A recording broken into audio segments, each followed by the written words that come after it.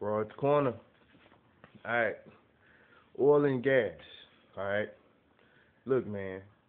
The whole reason the price of oil, or the price of barrel of oil is up $100, it ain't quite gotten to what it was. It might be $130, but the whole reason that it is up, all right, uh, doesn't really have yeah, you know, what's going on in the Middle East and all that, but essentially, it's it's speculators, all right, people who speculate on the price of oil because it still costs the same amount of money to take the oil out of the ground.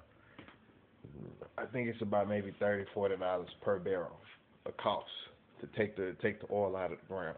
And if they selling it at $100 a watt, you do the math. All right. The other side of that globally, of course, is oil is traded in American dollars, and up until very recently, maybe the last couple of days, the dollar had been declining in value.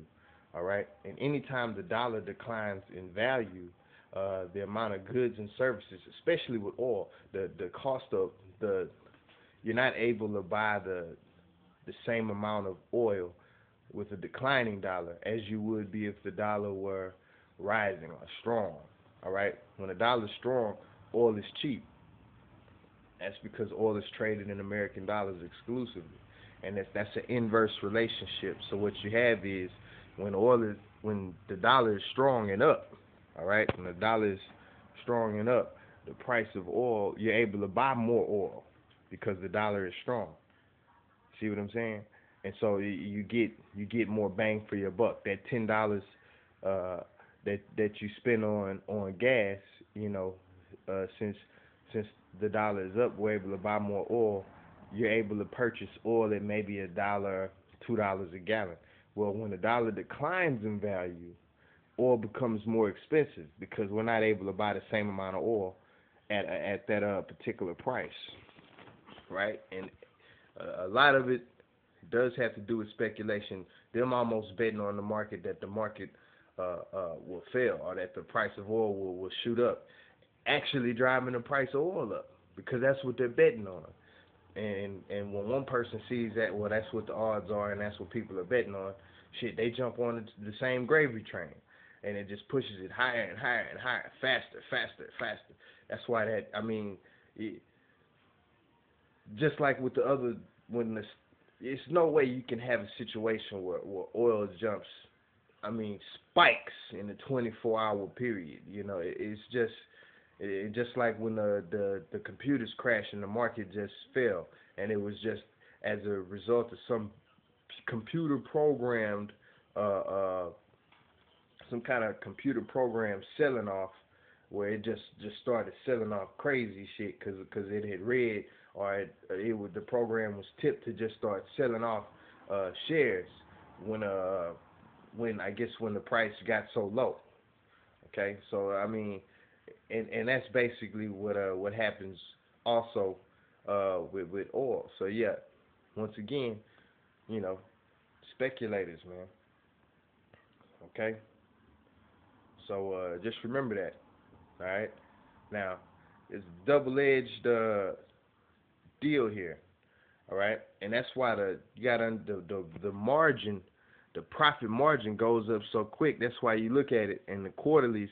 These oil companies and oil giants are receiving like billions. Just insane, like outrage. It's a sin. It's so much money, or it should be like just. Oh man, how you make $84 billion in a quarter in a 4 month period?